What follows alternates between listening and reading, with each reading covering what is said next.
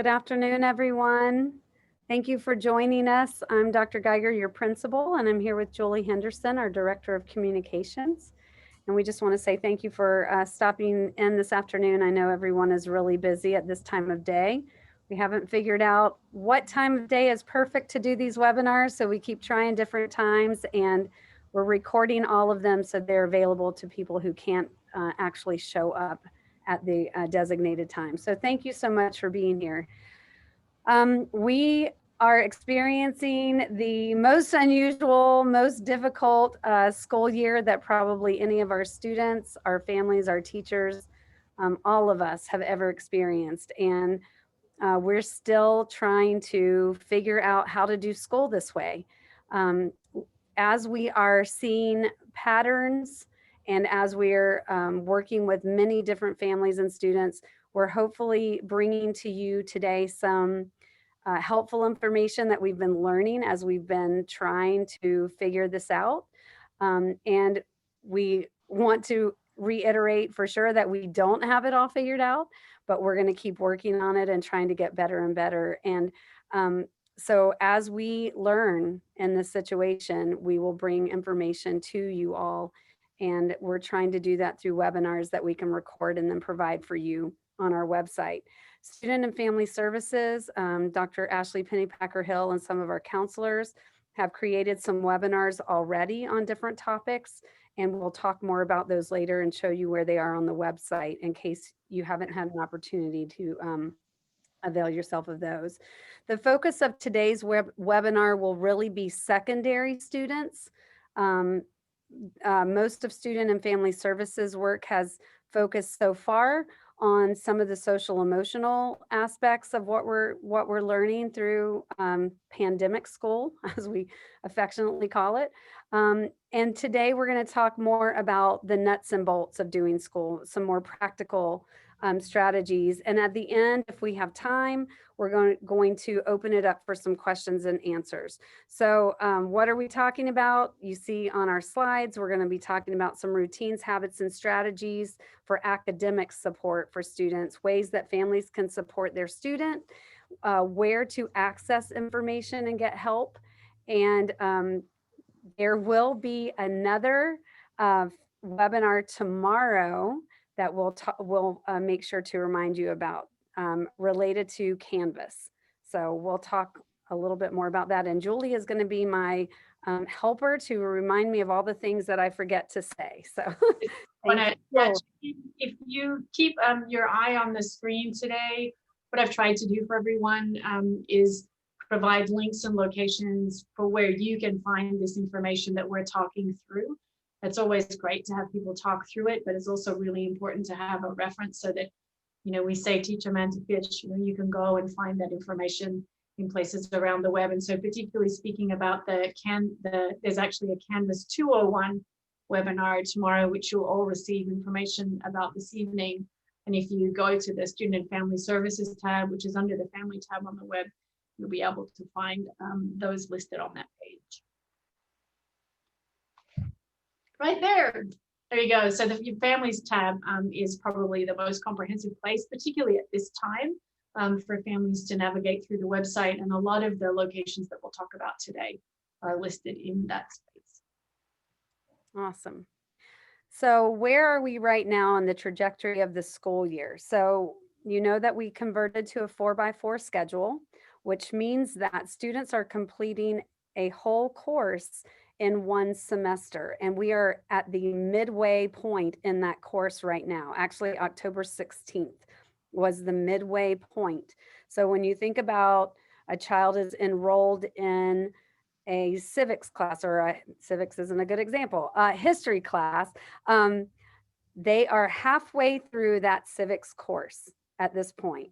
And when we get to the end of the first semester, they will have completed that course. So that's a paradigm shift for us. We're having to rethink the way our calendar is sort of falling out in the school year. So mid-course grades are actually coming out on October 29th. And you can think of that as the midway point of your child's progress in that course. That last year would have taken all year to get through, but they were only going every other day. So that's where Right. we are. And you'll see the calendar is accurate. We update it. If any change, then you'll find that under the families tab under dates 2021. We'll be sending out communication this week too about grades and ways for families to be able to check those online. So what's happening? This is a little visual to sort of tell you some things that are intensified and some things that are not happening as much. So right now for students, technology is huge. They have been given many, many new tools and for some of them, these are unfamiliar tools. They're not able to participate in as many extracurriculars, perhaps. They have more time for family. Sometimes that's good. Sometimes we get a little tired of each other, and they have less time with friends. We're finding that most of our students have more time alone. And that's also, we're noticing, and again, these are patterns that we're noticing across the students that we've worked with. Many of them are feeling a loss of that sense of community that they might find when they all come to campus and do school the normal way. Even the students who are on campus are not experiencing campus in the same way. They're staying within one cohort all day long. And so that sense of community, we're noticing a loss there. There's an increase in a need to self-advocate or ask for help when they need it and figure out where to go for help. That's a huge skill that we're asking students to really step up and use. And for some of them, that's new. There's a greater demand for them to practice time management and to set priorities for themselves when things are due on certain days, and all of those kind of organizational habits that are pretty intense for even for grown-ups sometimes. We're asking them to resist distraction more than ever. And that's really hard for us as adults and for children. Again, self advocacy, asking for what they need, asking for online support. The access to on campus face to face support is something that they have lost some of. Those interactions, those spontaneous interactions that you pass your teacher in the hallway and the teacher can remind you, hey, don't forget to turn in that homework assignment. All of those things have decreased for our kids. And again, this is not an exhaustive list. These are just many of the things that we're noticing in the patterns. Other things may be, less physical movement. We've all become more sedentary as we're tied to these devices. And so these are things that we're noticing that are happening for our students. Let's talk about for families. What we're noticing with our families is that our families are under a lot more stress, and you're probably feeling it. Uh, you know, Things like going to the grocery store that we didn't even have to think about before, we're having to plan and be prepared for in ways that we weren't having to do before. School technology, I'm sure that's, you are familiar with things that you never thought you would have to be familiar with and never wanted to be familiar with. Using that new technology, there are much bigger demands on that. Lots of changes in routines for our families who are on campus and for our families whose children are working at home. All of our routines have been disrupted. Um, People are concerned about academics, and we are concerned about academics as well. School system changes. Families feel that loss of sense of community. So, thinking about our campus, families who would walk on campus and just kind of have spontaneous conversations with each other. And all of that has sort of gone away, and we can sense that. The need to know more about school and the intricacies of the daily schedule have increased. The demand on trust relationships, in that you're having to trust that your child is getting the work done, and that your child is navigating school.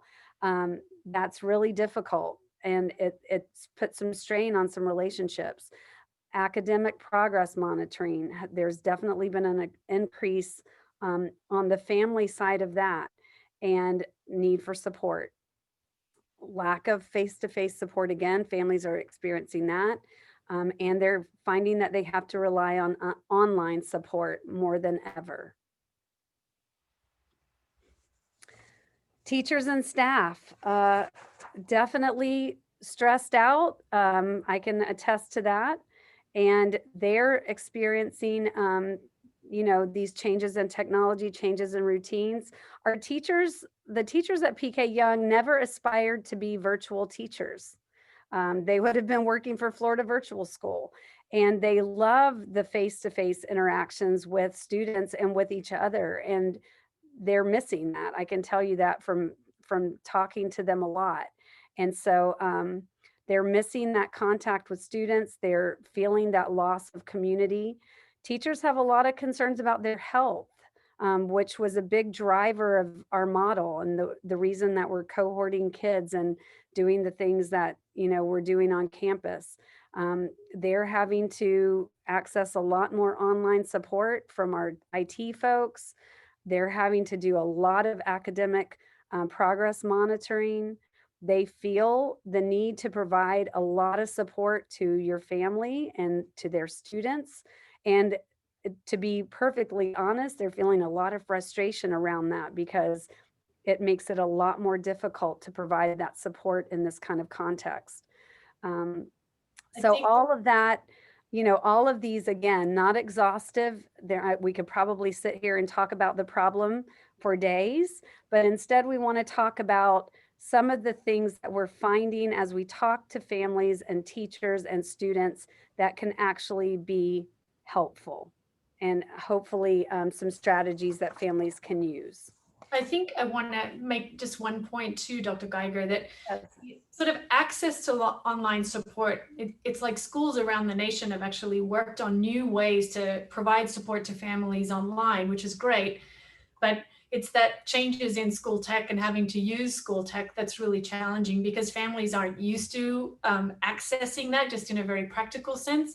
And then in terms of actually feeling really supported, we're social individuals and we like face-to-face interactions. And so while these things are being supplied and worked on, it's difficult for families to feel the same way about them as they did about being able to walk into Dr. Geiger's office and have a meeting with her, for example.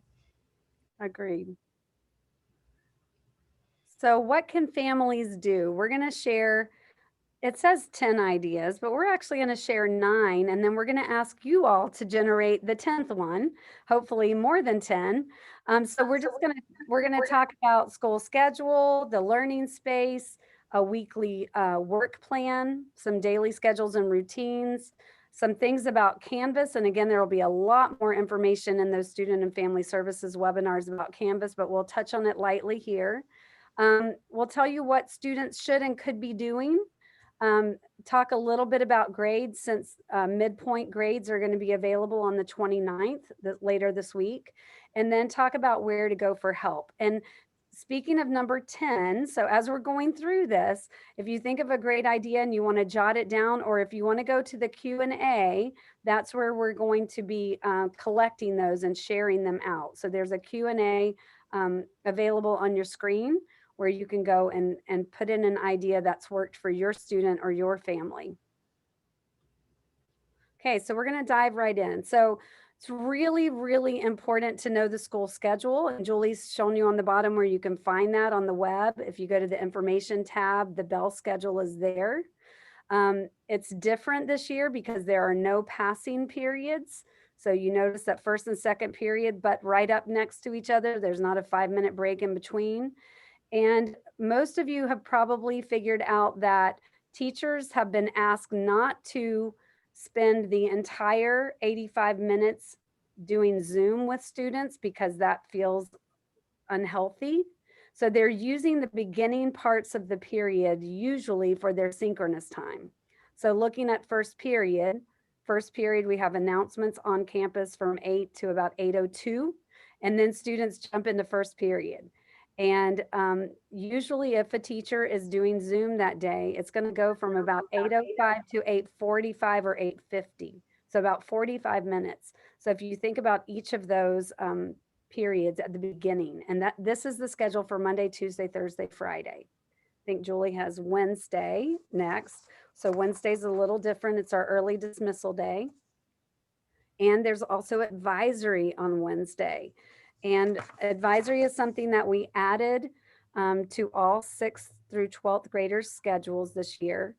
And for students who are on campus or off campus, we think this is a really important time to get back some of that lost sense of community that we're feeling. So advisory, they're with the same advisory facilitator every week. It runs the gamut. I have an advisory group. Coach Brunson has an advisory group. Dr. Hill has an advisory group. Our cafeteria manager, Ms. Kavanaugh, has an advisory group. So we have a lot of people who are meeting with groups of children or students. They don't like to be called children in middle and high school, every week. And it's really, we're trying to grab back some of that community and talk about how we're feeling, how we're coping, how we're communicating with one another in this time when we're having to physically distance ourselves. So really important to know that schedule. Having a specific learning space is really important for students. Some place where they can set their minds and their bodies to know this is the school zone. We're seeing that the students who get out of their beds, get out of their bedrooms, are being much more successful and much more focused.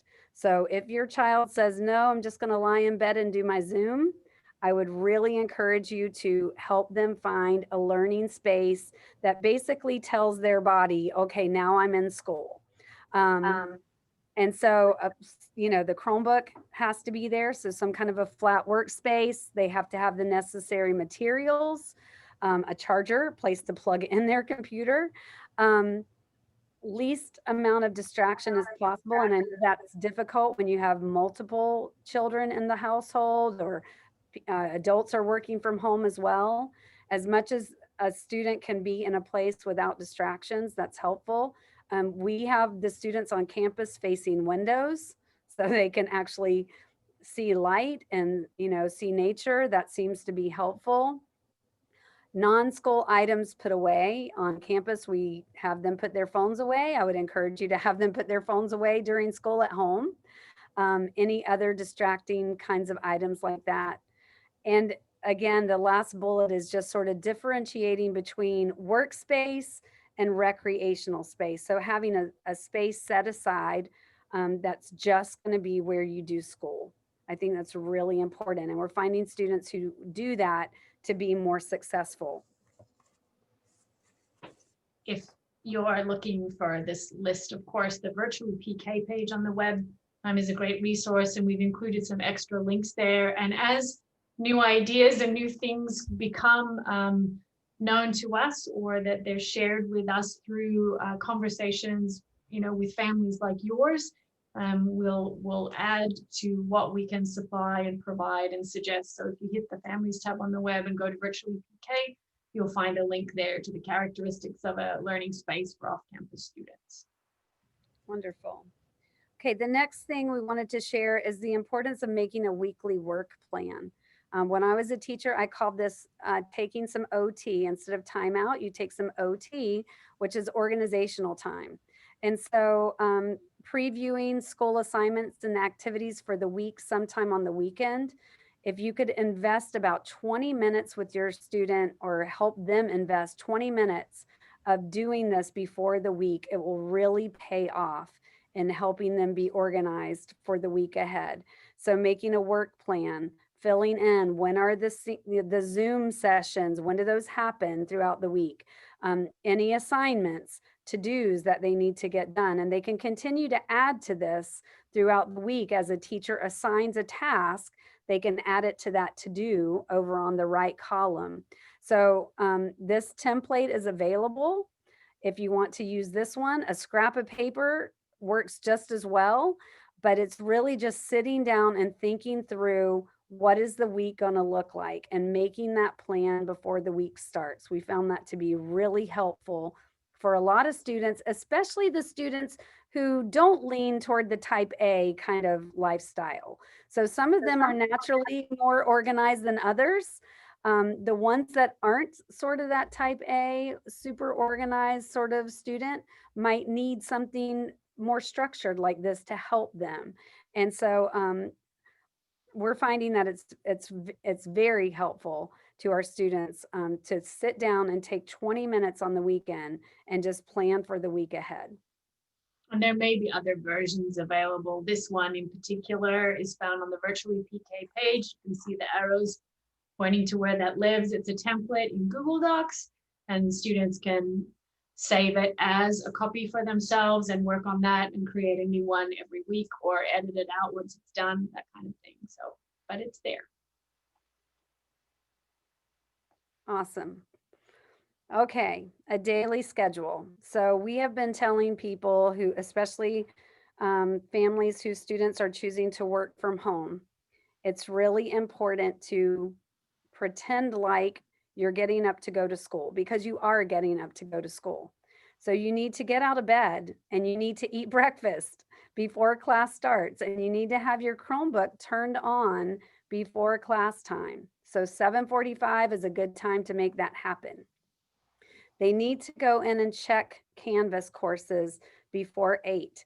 So class is going to start a little after 8, and they need to be checking to see if the teacher has messaged them, to see if there are announcements for that class, just sort of orienting themselves to the day. And back in the day, we opened our little day timer planners, right? Now we're looking at Canvas shells and making sure that we know what is happening in our class that day. Sometimes that's important because a teacher might have called in sick and there's going to be a sub, or an assignment changed, or something happened that's different than what they found out on Friday or the day before. So checking those Canvas classes while they're eating their breakfast, whatever, a little before class time is really important. Making that work plan. So hopefully they did that on the weekend. Look at it. Is it still relevant? Do I need to tweak it a little bit? We think it's really important that students schedule some breaks based on their schedule. It's important for them to get up and move around, get some fresh air, go outside, get some vitamin D, you know, really just think about their physical well-being, do a little breathing exercise, whatever it takes to give yourself a break. We think that's really important. And those don't happen sometimes if you don't schedule them in. They can set a timer so that they're not taking a 45-minute break, a short little break. Microwave timers are amazing for this. And then once, the timer goes off, you come back after the break and you reorient yourself and get back down to work. It's a school day. And so even though I'm working from home, I want to organize myself like I'm, at school. Checking that work plan throughout the day, adding things to that to-do list. If a teacher assigns something, any uncompleted projects, uncompleted tasks, adding them to that to-do list. And then at the end of the day, charging their Chromebook and getting their materials ready for the next day. So planning ahead so that the next day when I get up, I'm eating my breakfast and checking my Canvas courses, my Chromebook is ready, and I have everything I need to make myself successful that day. I would say too, and we didn't put this on here, but most teachers are keeping their Zoom rooms open after their Zoom lessons, and they're doing that to provide students an opportunity to stay after and ask any questions. So that can be scheduled or that can be spontaneous. So if I know that I'm having problems in my Algebra 2 class and I need to stay after and talk to Mr. Fusco, I could Canvas message him the day before and say, hey, Mr. Fusco, do you mind if I hang out in your Zoom room a few minutes after we finish the lesson tomorrow to get some help? Or that's a great way. Or I can just stay in the Zoom room after everybody else leaves and I can ask Mr. Fusco for some help right then. A lot of teachers are leaving their Zoom rooms open for the entire period just so students can ask questions and get help. So I would encourage you, not everybody has figured out that little secret. I would encourage you to tell your students to hang out in the Zoom room for as long as they need to get that extra help. And then Julie, I have in my notes here that we wanted to talk about the high school math and science help schedule, but are we going to talk about that later? Yeah, I think we have information about that coming a little bit later on. So Okay, perfect. All right. So setting up a Canvas family account, and I'm just going to be fully transparent. I have an 8th grader myself, and I have yet to finish this. So I'm going to set a goal for myself to get this done tonight. Right now, the way I'm checking his account is I'm making him sit down beside me with his Chromebook and go course by course by course and making him show me everything. But there's a way that you can monitor your child's Canvas account without them being right beside you, and that is setting up a family account. There are step-by-step instructions on the website. When you set it up for the first time, your child is going to have to be near you because there's going to be a pairing code that you're going to have to get from each other's computers, and it pairs your accounts together. And so it's really important the first time you set this up that your child is sitting next to you with Canvas open. And then after that initial time, you don't have to be sitting together anymore for you to use your parent account, your family account. This is a way for you to check in and keep track of your students' work. And we want your help in reminding students to use their Canvas calendar to check those Canvas announcements each day before school. I mentioned that earlier, and their inboxes. So, we have this information coming to us from everywhere. Well, all of their Canvas courses have an email or Canvas mail box that their teachers can send them messages.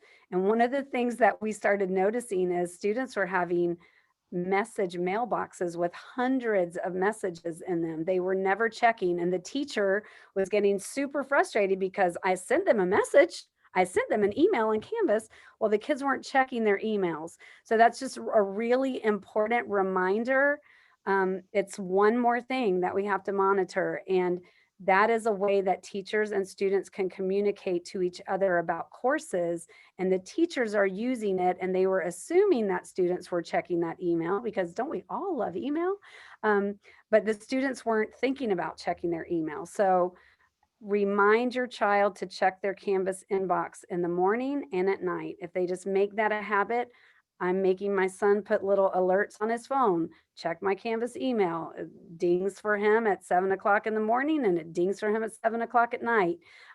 So just some of those strategies for providing that structure, really, really important. And I think Julie's going to show you where that is on the web. yeah, I think too that like one of the things, of course, now that for those of us who are older than 20, texting was not so prevalent when we were younger. And so we're quite used to going to a place to find something without it notifying us. And students for years now, I mean, even 10 years ago, when I first started at PK and was working in technology with students, and I'd ask how many kids had an email account, and it was very few. It's sort of a technology of the past in some ways, but within the learning management systems that are used throughout schools and through universities, you really do need to be going into the inbox, and that's definitely a habit that students today are not used to. They're used to having things ping them so that they don't even have to sort of actively go search for things. So the Canvas tab, and one of the other things too, Dr. Geiger, we had a meeting with teachers this week, and one of the things that they were feeling too is that for the students who were really successful when their parents were really active participants in the realm of Canvas, so just setting up the account is not going to do it for you. And even with Dr. Geiger talking about how she sits with her son and has him walk her through those things. So having active conversations with your students and talking, like really reviewing the work tasks and the grades and all those kinds of things will definitely help support the success of your student within that learning management system. And of course, under the Families tab, if you click on Canvas, this is where families access Canvas. We have a quick and sort of a cheat link for students. But for families, if you want to access your Canvas and you want to be able to check in with your student, you need to go to the Families tab and then click on Canvas. And as you'll see here, there's an arrow. When you click on that link, there's a step-by-step guidance with pictures, so you should be walked through that process relatively quickly. It is a bit of a pain, the setup process, and having your student next to you, while it might feel a little inconvenient, it really is a safety measure on behalf of the technology, so that students are really pairing with their actual parents. That feels relatively important. So if you just hit that families tab and go to the Canvas link, you should be able to walk through that setup relatively quickly. Awesome. All right. So what could students be doing? It's really important that they are present every day. And we're finding that the students who are most successful are actually following the school schedule. So they are showing up to period one, whether it's a Zoom day or not a Zoom day. They are showing up and they are looking at their Canvas shell at whatever time that period starts. And then for second period, they're doing the same thing. As you can imagine, the students who are present less often are being less successful. It's correlating perfectly, as we would expect. And so we really, really encourage you to encourage them to be present every single day and to show up at the beginning of every period. Really important. Um, some parents are finding that, they're off at work and the child is at home alone. They are sending a text to their kids at the start of every period and saying, "Are you on Zoom? Are you on?" It's like professional nagging at this point, but we're all getting really good at it, because we want our children to be successful, and that's just a way to help remind them. Um, Again, that's reviewing schoolwork with a family member, really important. Checking the Canvas inbox, announcements in the course, and the calendar. All of those things. I know it feels like we're beating a dead horse here, but they're really important. Helping them create a schedule for the day. Again, we talked about staying after a Zoom session to ask questions, and then attending a help session. And Julie is going to share the secondary help session schedule, which is new and amazing. Amazing. Really Actually, we're gonna move. Do up. we? Is Oh, it there? Maybe it's not linked there. I can definitely walk through that in a little bit. What's okay. next is like a sample daily schedule for a student, and this is something that we created early on to help families understand what it would look like to be at school this year because of how different it was going to look and feel whether you were at home or on campus. This screen is a little tiny to read, but if you're able to go to the virtually PK page, there's a link there, and it provides information about for high school students who are on campus or off campus, for middle school students who are on campus or off campus. Obviously, these are suggestions, and days won't look exactly like this, but it sort of gives you a bit of an idea of what it should look like for a student, whether or not they're attending in Zoom or they're attending by logging into their Canvas course and determining what their work schedule is for the day. And so you'll see on the virtually PK page, there's a sample school day routine right there. And then actually on that virtually PK page, and I'll show it a little bit later on if Dr. Geiger can remind me, and I'll show you where to find those help sessions. Thank you. All right. So as I mentioned earlier, midpoint grades are going to be available in Skyward and in Canvas on the 29th. We know that grades don't tell us the whole story, and especially right now. So, um, you know, in Dr. Hill's webinar that they did last week on Wednesday, we talked about the fact that some students who typically do very well in school are not doing as well right now. Some students are struggling. We know that for some students, the online format is just not as beneficial to them as a face-to-face live interaction with a teacher. Um, but grades can tell us, relatively speaking, where students are in their learning progression. So how are they making progress toward mastery of the standards within a subject? Are the school routines working for students? Where might they need some additional support, some additional routines to help support their learning?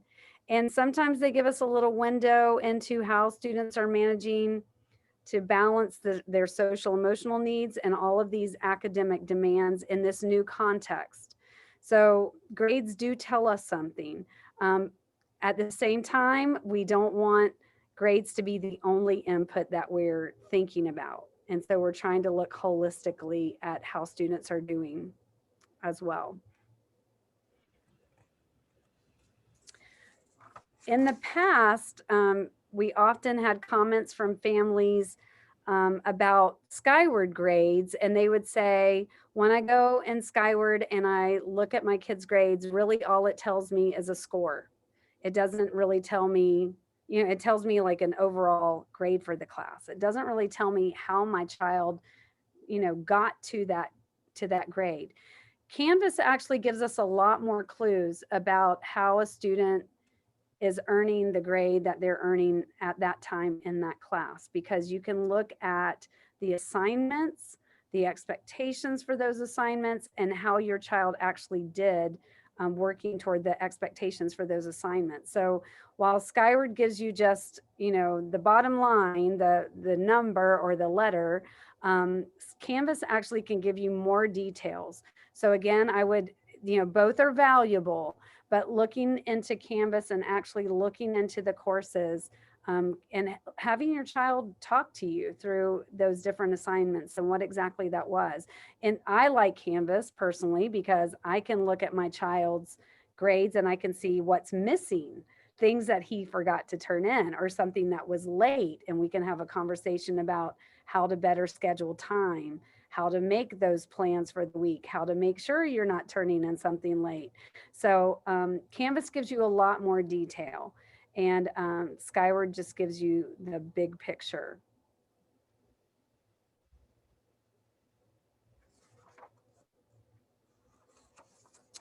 So what do you do with that information? Um, it's a great conversation starter with students. How do you feel like you're doing? What's working well for you? What's your biggest hurdle, your biggest struggle? Is there something that we can do at home to help support? Is there something that you need? Just having those conversations with students is really important. Um, Contacting teachers to gather more information, what is working and what's not working for students. I've had that conversation with my son multiple times since school began in August, and we've had to do a lot of tweaking. So I would encourage you to think about it as the learning process as well. We're learning a lot about ourselves as learners right now, and I think it's a really good conversation to have with students. Um, Once you've talked to a teacher, reached out for input from a teacher about something that the child could do differently to do better, developing a plan based on that information that gathered from the student and the teacher, then implementing that plan. And the hardest part is consistently checking back to see if the plan is working and modifying as you need to, moving along. And it's funny, I'm sitting here saying all this. I know this is a huge lift for families. And I know that I'm telling you to add this to your plate while you're trying to deal with a pandemic yourself and your work life. And, our day to day existence is very different. I don't say it lightly, and I know it is a huge lift. And so please know that we don't expect you or your students to get all this perfectly the first time. We're all learning and we're all in this together. And um, we know that it's a lot and we want to support the best that we can. And I think, Dr. Geiger, too, like a lot of these things were things that students would encounter when they were at school with a teacher in the classroom. And some of those things, like we talked about, was sort of these spontaneous or hidden curricular items. And that's really different when they're not in a group of, in a classroom with a professional whose job it is to sort of help organize them throughout that process and throughout the day. And Yeah. definitely what we're seeing is as new things come to light, we have new ideas and new plans, but we're still sort of in that space of how do we best share them with families, and how do we make it easy for families to access those kinds of resources and supports for students too. So speaking of which, wait, oh, go back. There we go. Yeah. So the first contact when you need help is the teacher. The teacher knows the course better than anybody else and knows the expectations for the course better than anyone else. So I would encourage you to email a teacher.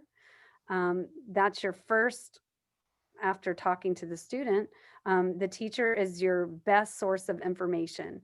And the teacher will share ideas and then try to implement those plans and changes. If it's not working, don't hesitate to reach out to the teacher again, and know that your child is not alone and that other children are struggling. And so the teacher is taking that information and sort of dispersing it back out to families as we learn more about what's working for students. So it's this iterative, I can't speak, process where we're continually trying to um, figure out what we can try to help things go more smoothly. If a student is having social emotional needs, or you have concerns about the social emotional aspect, our school counselors are available and amazing, and they are helping students in a myriad of ways. So please do not hesitate to reach out to a school counselor for help around the social emotional pieces. And their contact information, like we have a faculty and staff, like have a contact page for everybody. It's actually sortable, so you can click on counselors and the counselors pop up there if you're not quite sure of their names. There's a school counseling page under academics on the web as well. So there's sort of multiple ways to find that information if it's not readily accessible to you. Other places that you might go for help, concerns about behavior, go to our secondary behavior coach, Coach Brunson. Anything related to school safety, you can reach out to me. Attendance, we have an email that is just for attendance. And so, and just a note about that. So we are monitoring attendance, and you will get the little Skylert phone call if your child isn't in attendance. Students who are working at home, attendance can be a little different. Teachers are required to put attendance in by Friday afternoon based on their schedule. And so um, just know that we are monitoring attendance. We are making phone calls when we stop seeing your child showing up in Zoom, or we stop seeing them making what we call tracks in Canvas. We don't see any progress in their course. We're going to be reaching out. And it's really important that they attend. So just like we would do in a regular school year, if there are attendance concerns, we're going to be reaching out to you about those. So if your child is ill and can't do class one day, please send an email to attendance@PKY so that their absence can be excused. Um, Requesting tech support.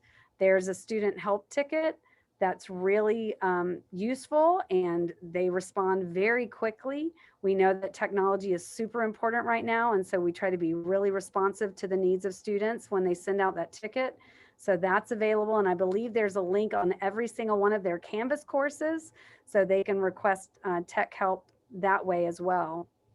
Um, for students who have exceptional student educational services, um, that is Student and Family Services or Dr. Ashley Pennypacker Hill. You can reach out to them for help with those things. And Student and Family Services is linked also under the Families tab on the web. So you should be able to find all of the contact information of all of the folks who are involved with the Student and Family Services team, who are doing a really awesome job. And we have to sort of plug their webinars. They do lunch and learns, and they're scheduled over the next, well, for the last month or two, and then in the coming months. They're trying to just sort of target different kinds of things that families are encountering and students are encountering at this time. All of those webinars are recorded as well, so that if you're not able to attend at the particular time that they're offered, then the recordings are there for families to be able to access at a later time. So looking ahead, a lot of you have been reaching out with questions about what is going to happen, when the semester is over, what's going to happen in the spring semester. So right now we're waiting on the next emergency order from the Chancellor of Education. We fully expect them to extend the order that was issued for the start of the school year. So we expect there to be options for families. That's what they've sort of hinted at. We don't have it in writing yet.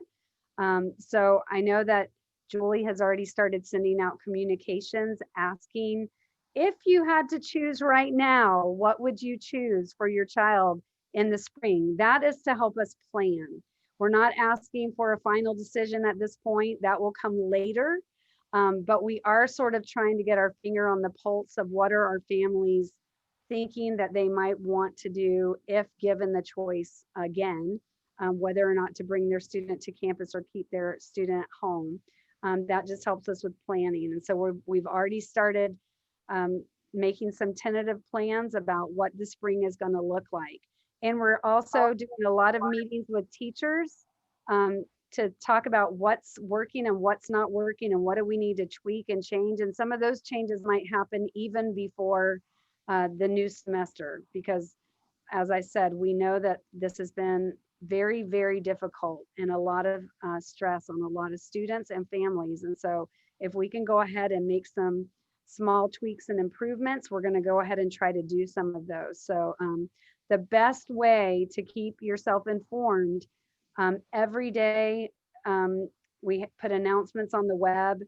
Julie puts things on our Facebook page. We send out a lot of emails, and we're sorry because we feel like we flood your email boxes, and we know that you might be getting numb to them, but our intention is not to drive you crazy. Our intention is really to keep you as well informed as we can. And we found that email is the best way. And with that in mind, if we don't have your correct email in Skyward, we can't keep you abreast of information. So please, please, please, if you haven't gone in this year, just to double check and make sure that your Skyward information is accurate, please do that, because we really do want everybody to have access to the information. And we're trying to use every available avenue to get that information to you. So our website is really useful, and hopefully we keep making it more and more user friendly so that you can find things, as Julie mentioned, the virtually PK tab, the families tab. Those are places that have a lot of useful information. So after we get the new information from the Department of Education, we will finalize our program options for the fall, and then we'll be putting that information out to families.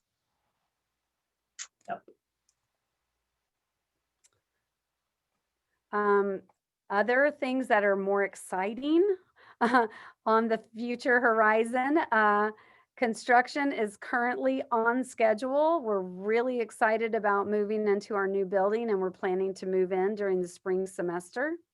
We're also going to be taking down a lot of the old buildings on campus, which I'm really excited about. I know they're well loved, but they're also in need of a lot of repair. And so we're looking forward to their removal so we can add some green space. It's going to be an amazingly beautiful green campus once those buildings are gone. And Julie is going to show you some of the photos of that new space that we're looking forward to moving into.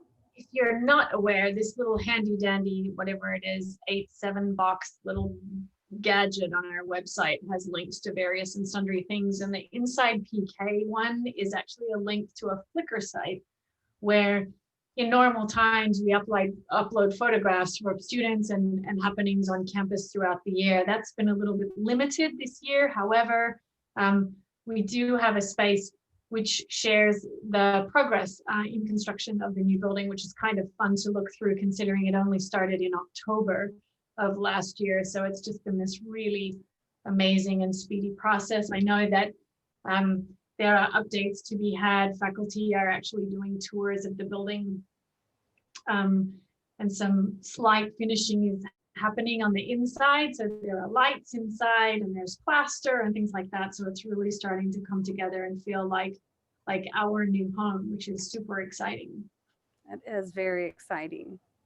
All right, so we sort of prompted you earlier. If you have a great idea that you have found to be successful in your family, to please put that in the Q&A. And I'm going to, You have a couple of questions in there already, Dr. yeah, Geiger. that's what I was looking at. So one is about, it says, I have a sixth grader. Will my child be taught study skills, organization skills, note taking, et cetera, as part of the curriculum at PK? If so, when? So great question. A lot of those skills are infused into different classes. So is there a class set aside just for that? In middle school, I think the answer is no, but there is a critical thinking skills class that is in ninth grade that students will be working through, that they do learn a lot of those. We call them executive functioning kinds of skills. But some of those skills are being taught through their advisory classes, advisory meetings. In middle school, Mrs. Macy Geiger has done a lot of that work with students. And so if you would like more information about some of that, I would encourage you to check out the pages on the website under the sixth grade team or the seventh and eighth grade teams. And Miss Geiger is a great source of information about some of that. And actually, right, if you go, there's a tab information and there's a middle school getting started page. And then Miss Geiger's, I was going to say Dr. Geiger, different Geiger. Different Geiger, no relation. Right. So Macy Geiger, who's the middle school learning community leader, her contact information is right there at the top of that page. And you can reach out to her to get a little bit more detail. Okay. Is there any chance that on-campus option will not be virtual in the spring? There's always a chance for anything, and we don't really know what the spring is going to look like. We know that our teachers are going to be putting their heads around this question. And we're actually starting those meetings tomorrow with teacher. We've already had one yesterday, and we're having more meetings starting tomorrow and all day on Friday to try to figure out what we want the spring to look like. I know that that is something that a lot of us would love, for it not to be all virtual. And so that's definitely something that we're considering, if there's a way to figure out a plan for that. Bubba is asking me if I have chipping sparrows at my feeders yet, because he provides me with bird seed outside. This is my therapy outside my office window. So Bubba, I'm sad to say I really couldn't tell you because I haven't spent very much time in my office as of late. But I will be on the lookout for them. Thank you for asking. He's trying to keep me sane with my bird feeders. So yay, Wild Birds Unlimited. I'm doing a commercial for you right there. This says, thank you for the transparency of classwork and Canvas and for the enriching and engaging course materials. Something that has been very helpful for my child while I'm not in a classroom with his teacher has been the opportunity for written feedback on assignments submitted and any opportunities for students to enhance their submissions.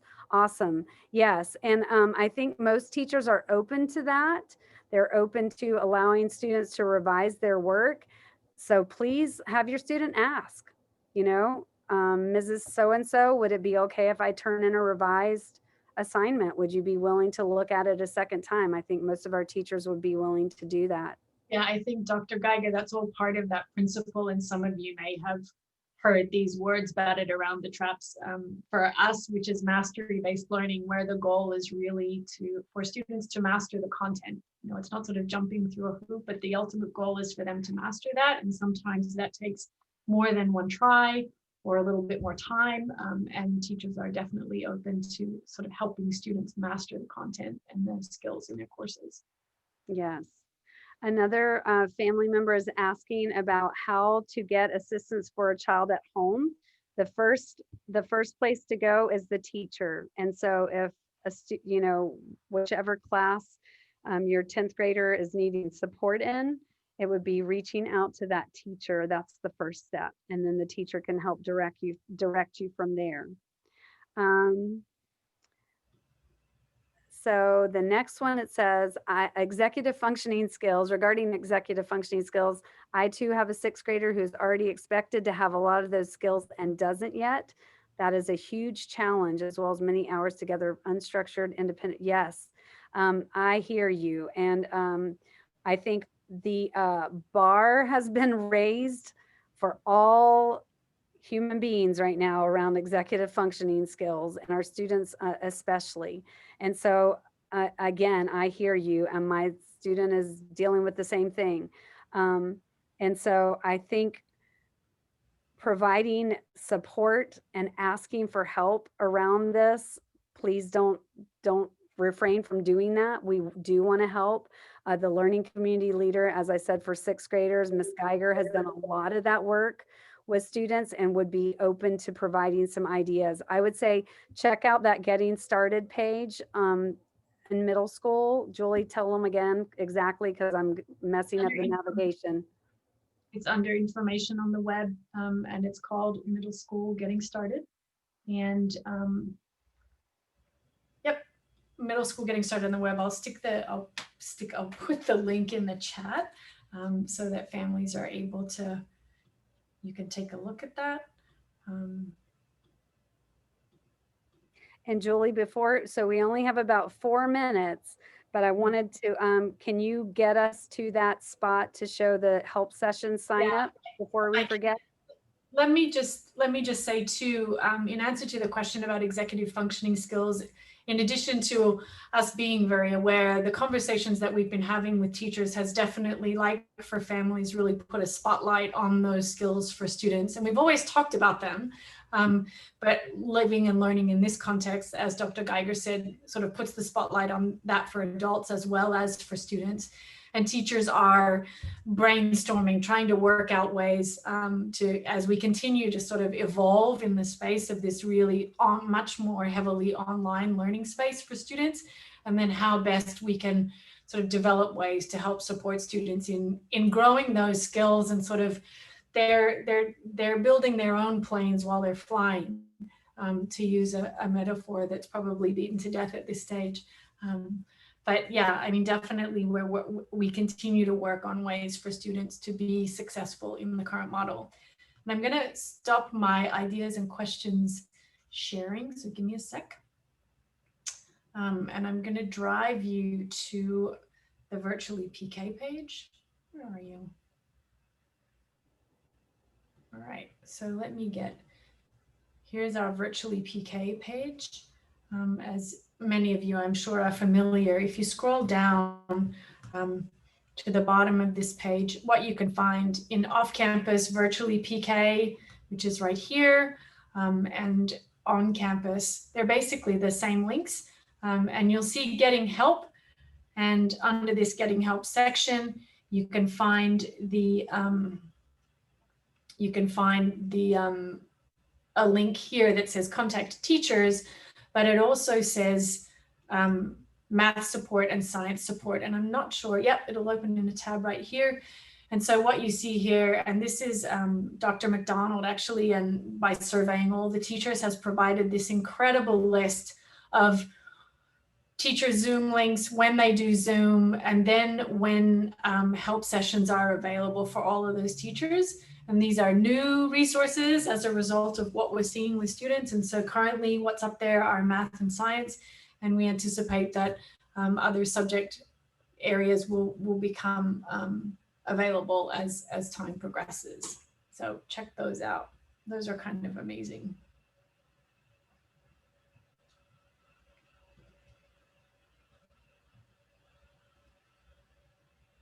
And I think we just had one last slide that was our thank you slide.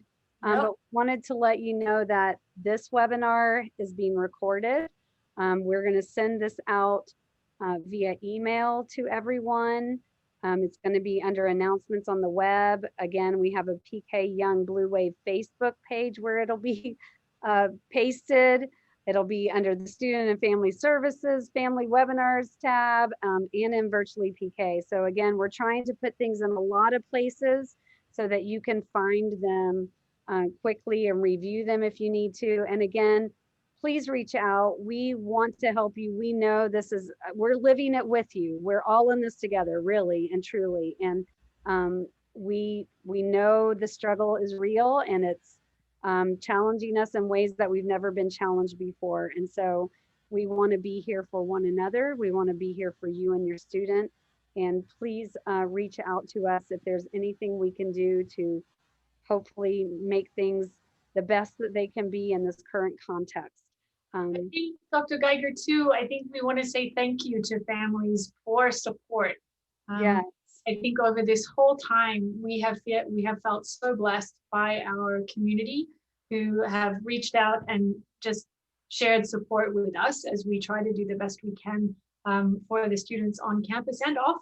And so we really appreciate your support for us as we do this work. Absolutely.